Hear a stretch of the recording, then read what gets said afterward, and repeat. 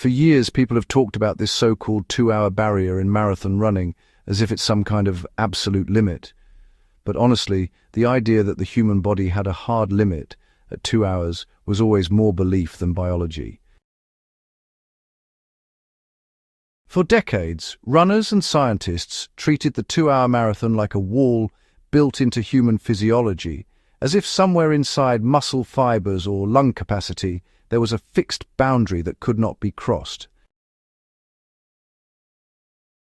Then Eliud Kipchoge ran 1:59:40 during the Ineos 1:59 challenge, and the wall didn't shatter so much as quietly disappear. What makes this moment strange isn't just the time itself, it's how many invisible systems, biological, environmental, and even aerodynamic, had to align with near-perfect precision to make it possible.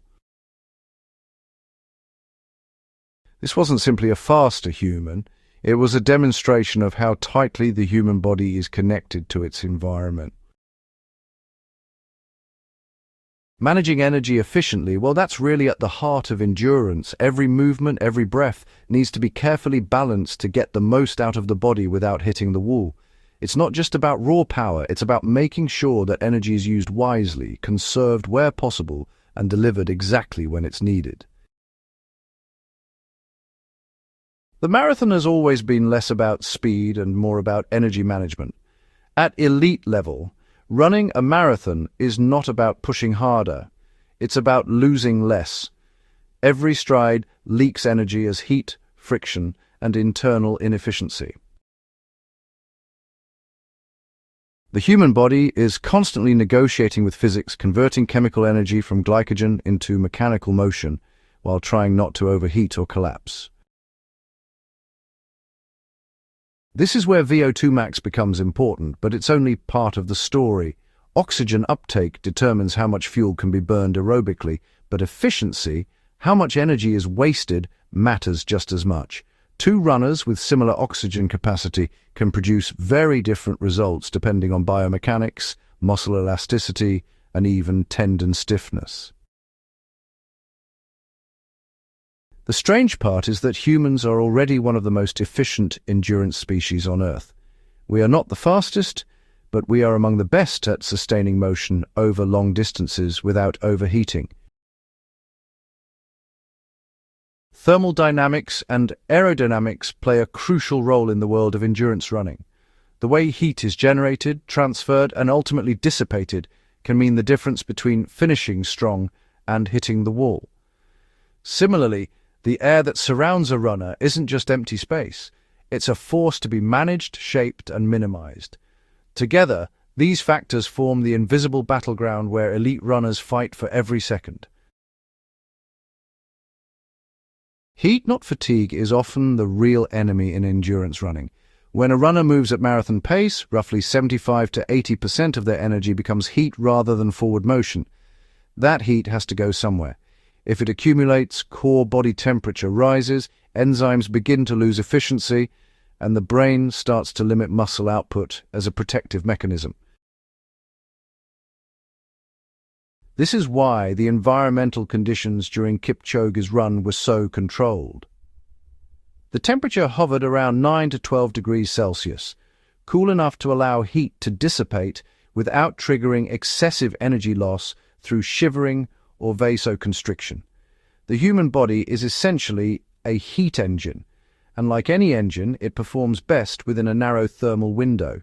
Step outside that range and performance drops sharply. Air resistance becomes a silent barrier at high speeds. At slower running speeds, air resistance is almost irrelevant, but at elite marathon pace, just under 21 kilometers per hour, it starts to matter in measurable ways. The energy cost of pushing through air increases with the square of velocity.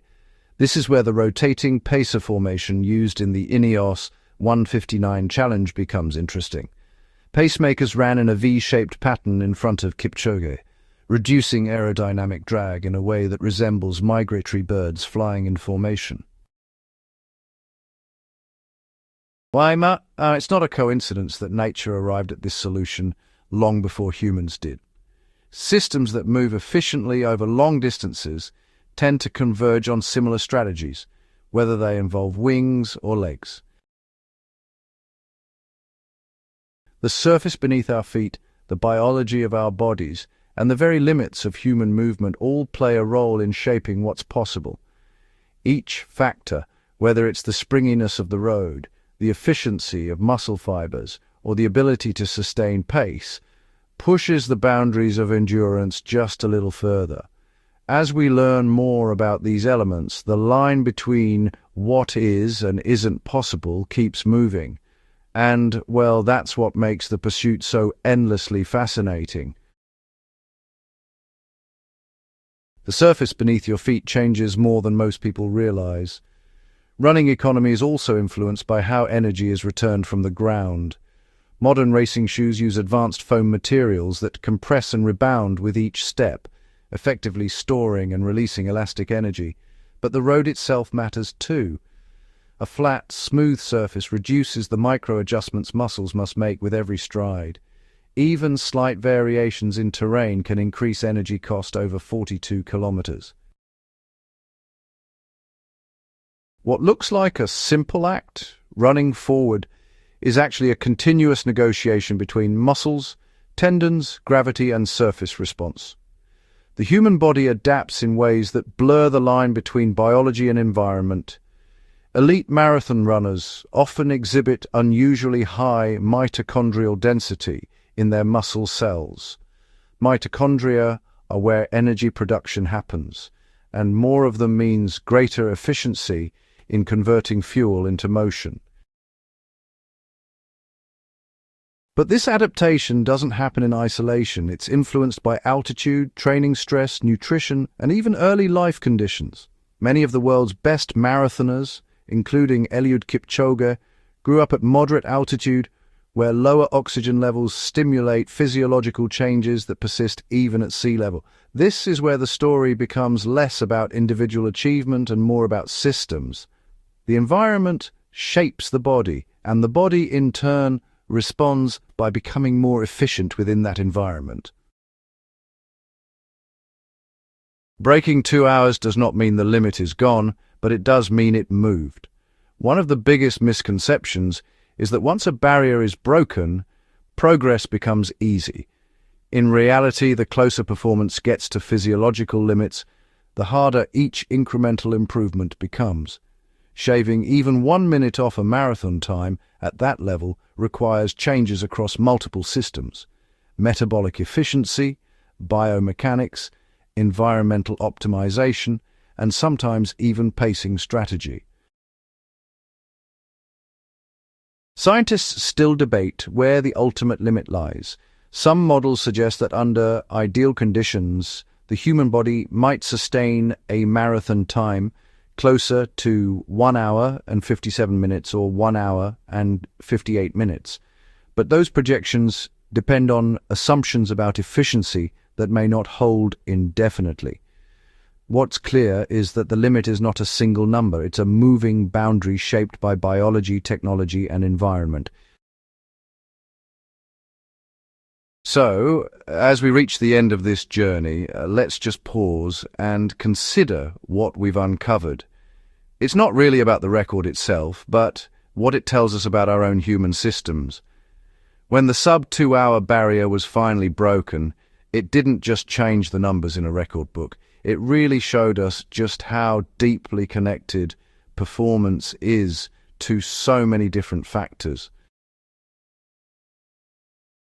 The human body, it's not some isolated machine. It's part of this much larger system that includes things like air, temperature, the terrain beneath our feet, and even the collective movement of people around us. When you look at it that way, you realize just how much every element matters. That's what makes this achievement feel, almost planetary in nature. It isn't just about one runner going faster than ever before. It's really about how our entire species interacts with physics, chemistry, and the environment to push our boundaries. In that sense, the marathon stops being just a race and becomes more of an experiment, one that shows us how far biological systems can go when every variable lines up just right. The strange truth is, human limits are rarely where we imagine them to be. They shift, they adapt, and sometimes when conditions are just right, they seem to dissolve completely. That's part of what makes this planet so endlessly fascinating. From the dynamics of our atmosphere to the endurance of the human body, the same underlying principles keep popping up in all sorts of unexpected places, shaping what's possible for us. So, if you enjoy uncovering these hidden connections and diving into the science behind extraordinary feats, don't forget to subscribe to Strange and Curious Planet and share this video with someone who's curious about just how far humans and our world can really go.